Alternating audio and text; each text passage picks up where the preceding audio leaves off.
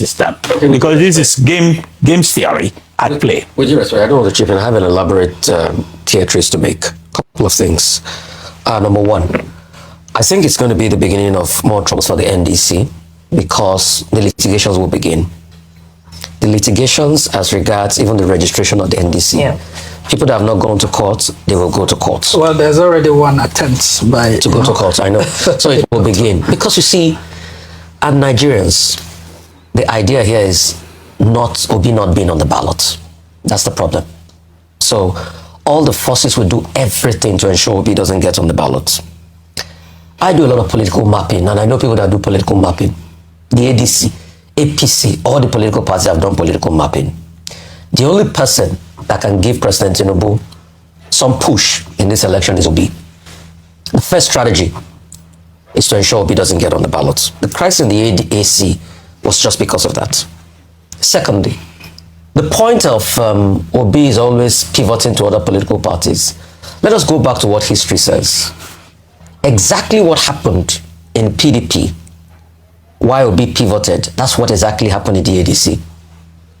Atiku was not willing to ensure that the rotation convention comes to pass. Atiku was not supposed to run in the 2020 election after he had run in the last term of the northern part election in 2019. And that was why the likes of Wiki went up in arms. And that's why sometimes, even if I blame Wiki for not being a party man, he had some justifications in his actions. And that was why Obi left. Obi kept on saying that if you zone it to the south, I'll fight for it. So it's not that he doesn't like to fight. In the case of the ADC, the Atiku camp had already hijacked most of the structure in the ADC. The state chairman we're talking about, we're already hijacked by the Atiku camp. Over the weekend, I walked the phone lines for my sources. I mean, we're political journalists. We walk our sources' phone line. Most of it was already a fait accompli. So there was no way Obi was going to be able to thrive or get a fair situation in this election process. That's why he left. Yes, I know he tried to be cute about it by saying my elder brother Atiku is because of the court case. Peter, Gregory, Obi, you and I know that it is not because of the court case that you left. It is because you were already boxed into a corner. You can write a statement to deny what I said. It's your prerogative. And you know you were already boxed into a corner. And because agreements were not listened to. Part of what I heard was discussed in the Ibadan consensus by one of my sources, I might be wrong, was that there was a conversation about the ADC candidate coming from the south.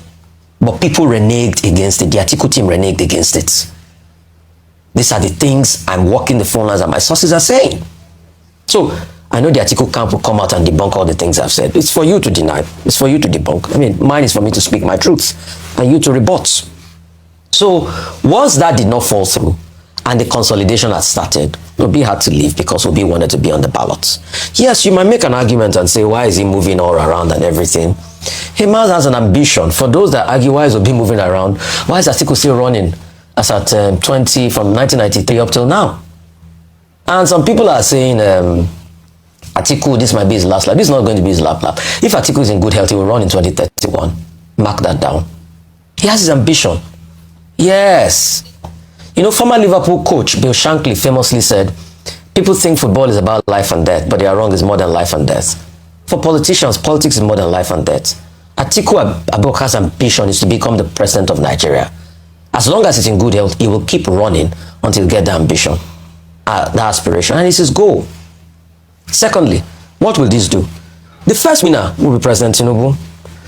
But anyway, I had always known that they were going to disintegrate because there was no way they were going to agree in the first place, because the ambition of Atiku Abubakar was more palpable than stepping down. And when people kept on saying the other statesman, President Tinubu will make a lot of inroads, yes, also because he's also running with state might at this point in time, the power of incumbency.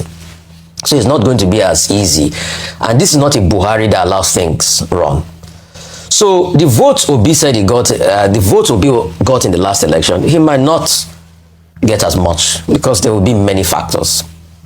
The other argument I would like to make in the Southeast, you see, President Tinubu, they can tell you that they will give you votes in the Southeast. I'm not sure Nigeria's politics is so mature to the level that people in the Southeast will see Obi on the ticket and see you on the ticket and decide to vote you over Obi. it will be a miracle if Nigerian politics has gotten to that level. So, as regards the South, I see seen a lot of inroads. The South is quite split and all of that. But I think what will herald these elections even more that we should be careful about are the things about the electoral laws that have made it pretty much to rig. So it's going to be an election that, correct me if I'm wrong, and I pray I'm wrong on this, there might be a lot of rigging across board. President Tinubu will retain most of his southwestern states, and it will be even split. But with this that they've been able to do, I think they just opened the door for a President Tinubu second term, easier than ever, which is a sad reality of things as we speak today because they can't come together. But let me even pause it further by arguing that if they were even together in the first place, would they have been able to beat? The elites will not be happy. That's why they ganged up, because they know what will have happened and everything. People were not happy. So it wasn't about people's happiness. I get warned, and I say it every day. I get warned. People tell me, and when I became governor, I used to quarrel with people who were not happy with me. If you know that the elites in Anambra, even till today, are not happy with me. And it's not that I know it, because I go to see a president then who tells me, Peter, nobody's happy with you. And I say, Mr. President, I didn't promise people happiness. I promised to fix school.